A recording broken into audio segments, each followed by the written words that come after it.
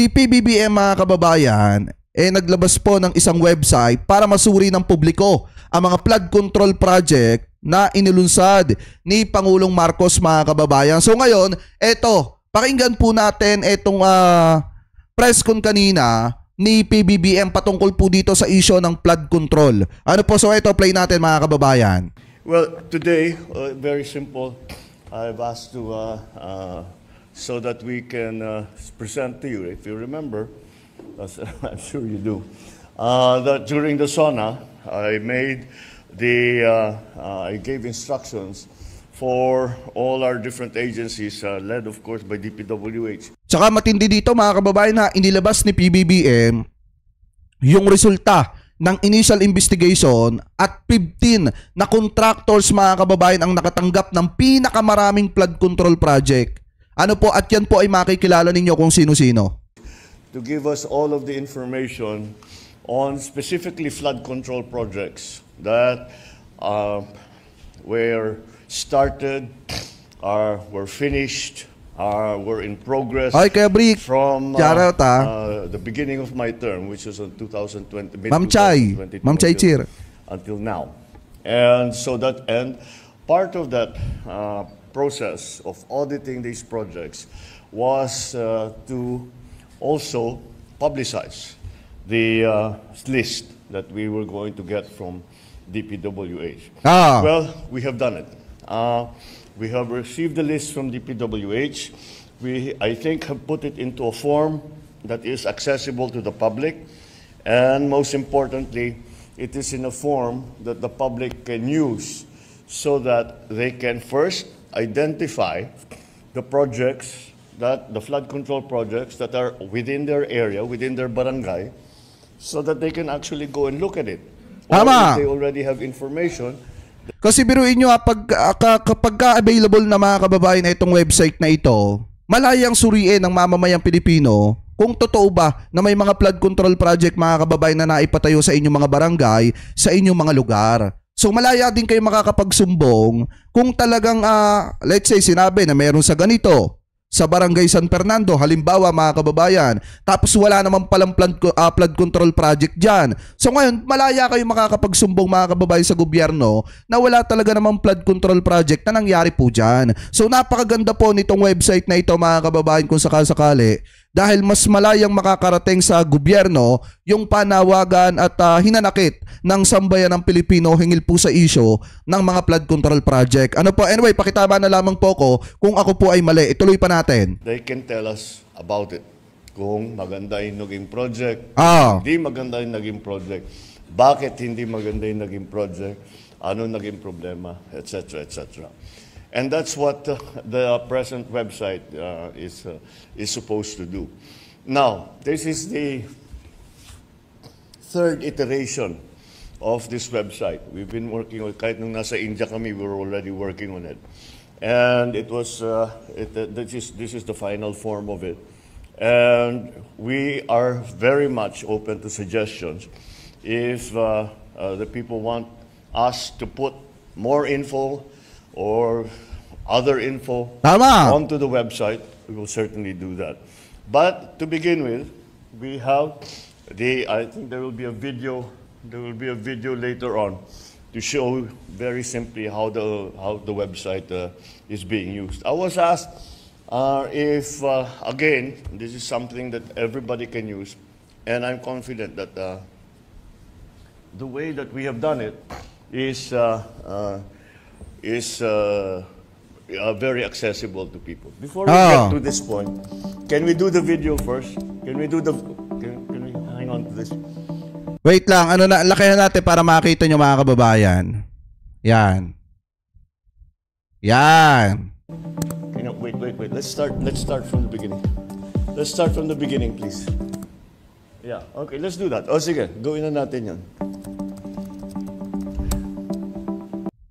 Ano yun? Ito yung website mga kababayan Ayan, www.sumbongsapangulo.com. Galing ng gobyerno ngayon,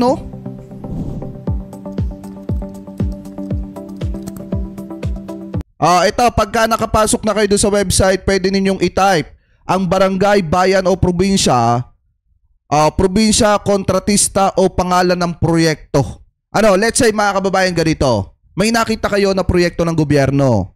Halimbawa, proyekto ni congressman, tapos kakarampot na tulay lang, tapos pinaglaanan or ginastosan, pagpalagay natin ang ginastos 178 million.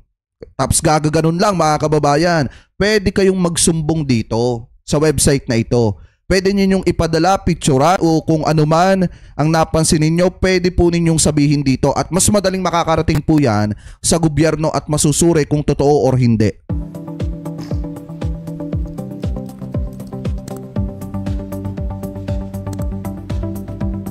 Pero yun, ganda no? Tsaka take note mga kababayan mas madali din pong makikita ninyo dito yung mga record mga kababayan at mga pangalan ng kontraktor na gumawa niya mga flood control project, mga kalsada diyan po sa barangay po ninyo.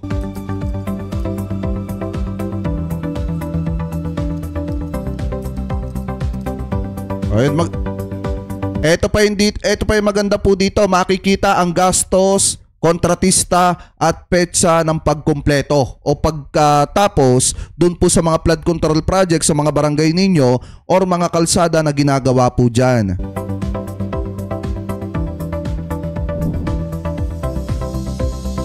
Yun, that's another feature that we just added na pwede mong hanapin sa mapa. And grabe then, no? beyond that, this is the street map. Solid. Maraming overlay yan. May overlay pa yan na satellite.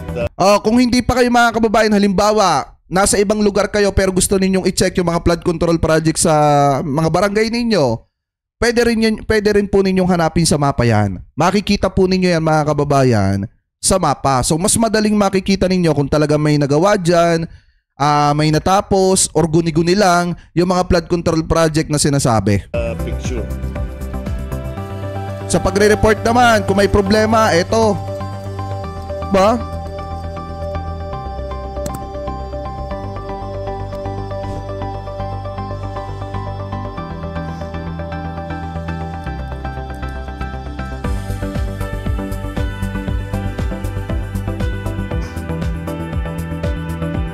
Ayan. Pwede po ninyo mga kababayan na i-scan dyan. Ano po dito?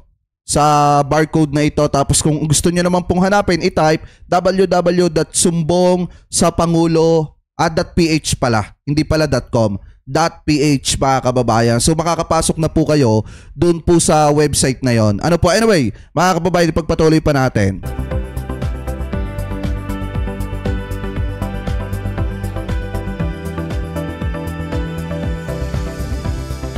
Can we just show the first page? Yung list of projects and then yung search. Well, that's the there. Okay, keep going up. All right. Doon sa pinakita, linalagay yung location, yung date, kung ano yung project.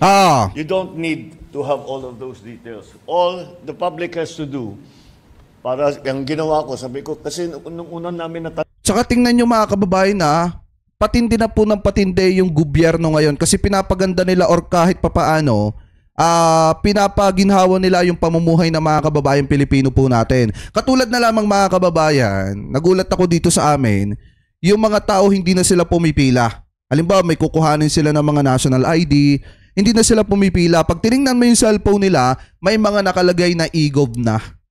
Yun mga kababayan ng ang isa sa nagpapaluwag ng pamumuhay ng mga kababayang Pilipino po natin. Kasi kahit talaga ako, napapatanong ako, sabi ko, ba't di kayo kumukuha dun sa ba't di kayo pumipila?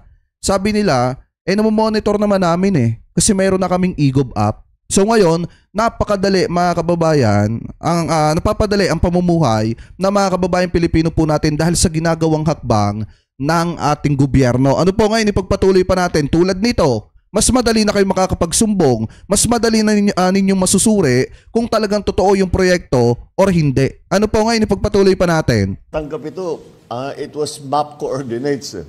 So sabi namin hindi pwede. So we translated the map coordinates down to the barangay level. Ah. So ang kailangan lang ipasok ng kahit sino, buksan yung website para makita, tiga barangay 1, 2, 3 ako. Tama. Yun, ilagay lang, ayan, barangay Tabaco. And they can search all of the projects that are in their area. So kung alam na nila, pwede na sila magsabi maganda naman. Pwede sila magsabi hindi maganda ang naging project.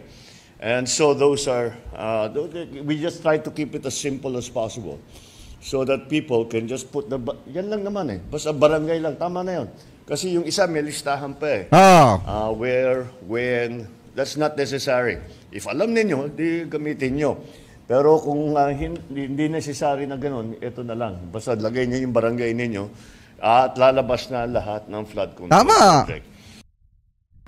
Ayan, mga kababayan ha, inilabas na ng presidente yung website na pwede kayong magsumbong about po sa issue ng mga flood control project. Ngayon mga kababayan, bukod po dyan sa website na yan, talagang inilabas din mga kababayan ng presidente yung 15 na contractors na nakatanggap ng pinakamalaking flood control project, mga kababayan, dito po sa ating bansa. So ngayon, pakinggan po natin ito, nakita nating balita galing po sa UNTV. Ituloy na po natin agad-agad. Sa naging ay, shoutout kay Ma'am Chris Rose Bayba, kay Gracious Grace, Ceresa Force, kay Queen Leones, mega love shoutout na napakasarap. Kay Ma'am Sweet Dolly Babes, mega love shoutout ha. Presentasyon ng Pangulo, may malinaw na bang mananagot sa alegasyon na may anomalya sa pagpapatupad ng flood control projects? Ibig sabihin ay may malinaw ng pananagutan ang mga pinangalanan ng mga contractors ng flood control projects. Initial pa lamang itong inilabas na resulta ng investigasyon na para kay Pangulong Marcos ay mahalaga at dapat nang mapagtuunan ng pansin. Sa presentasyon ng Pangulo kanina, inilabas niya ang pangalan ng 15 contractor na may pinakamaraming flood control projects mula noong July 2022. 5 sa 15 contractors sa may proyekto sa iba't ibang panig ng bansa. 5 of these 15 contracts have projects in almost all regions nationwide. Ang justification sa pagpili ng kontratista ay para sasabihin, pagbigyan naman natin yung local. Di ba? Para naman yung mga maliliit na contractor, may trabaho naman sila. Mas mabilis kasi kung local. Tama, totoo. Again, my experience as governor is that as much as possible, we try to do it by local. Kasi pwede namin, may madali, sabihin, bilisan nyo na, bakit wala pa, pwede mong anihin. You have some influence. Isa rin sa mahalagang natuklasan ng Pangulo na may mga proyekto na may pare-parehong project cost. Kaugnay nito ay nilunsad ng Pangulo ang website na sumbongsapangulo.ph. Nasa website na ito ang lahat ng lista ng flood control projects ng Department of Public Works and Highways. Sa pamamagitan ng portal na ito, maaaring magsumbong ang sinuman kung may nakitang irregularidad o anomalya sa proyekto. So, lahat ng hinain ninyo, masama loob ninyo, yung nagre-reklamo kayo, frustrated kayo dahil nakikita ninyo, wala naman kayong malapitan. Ito na yung chance ninyo. Ito na yung chance. Maraming tatamaan dito mga kababayan. Alam niyo kung bakit? Ang kalaban na dito ng mga kontratista, ang kalaban na dito ng mga congressman, senator, or DPWH, ang mga kababayang Pilipino na po natin. Bakit? Kasi malaya na sila makapagsumbong eh. Magagawa na nilang isumbong yung mga proyekto na sablay mga kababayan at hindi napapakinabangan ng taong bayan at yung mga flood control project na nakita nila nakagagawa lang pero maya-maya sira na agad at pinaglaanan ng malaking pondo. So malaya ng taong bayan na iparating sa presidente yung mga anomalya na nakikita po nila. Kaya marami po ang tatamaan dito po sa dito sa website na ito na inilabas ng presidente. At dito po sa issue ng flood control project na ito. Meron na tayong website. Ang isusulat ninyo doon sa report, yung tinatawag yung sa na report, ang isusulat ninyo doon sa report, ako mismo ang babasa. Yan! 'Yan! Asahan niyo, babasahin ko bawat isa. Nako. Matapos nga itong press conference ng Pangulo dito sa Malacanang, agad na tumungo si PBBM sa Marikina City para inspeksyonin naman ang Pasig Marikina River Channel Improvement Project. At yan muna ang ating update. Balik sa Ella. Nako, matindi to. Marami ang mananagot dito sa totoo lang. Kasi biruin nyo, maliwanag naman sinabi ni PBBM, siya mismo ang babasa ng mga report po ninyo. Sa mga kababaeng Pilipino po natin, sa mga concerned citizen dito sa Pilipinas, malaya kayong makapag-report kung may nakikita kayo na mga irregularidad dyan po sa inyong mga barangay, mga flood control project na pinaglaanan ng milyon-milyong halaga pero kakarampot lang, kakaunti lang yung ginagawa at substandard pa, madaling masira. So malaya kayong iparating po yan sa Pangulo at mismong si PBBM na po ang babasa ng inyong mga reklamo. So ngayon, marami ang tatamaan dito kasi mismong ang kausap na ng taong bayan ang presidente na po. So kayo, ano po ang komento ninyo mga kababayan, hingil po dyan sa website na inilabas ni PBBM na kung saan malayang makapagsumbong ang taong bayan sa presidente patungkol po sa mga anomalya o irregularidad ng paggawa ng mga flood control project sa mga barangay po ninyo. So comment below na lamang po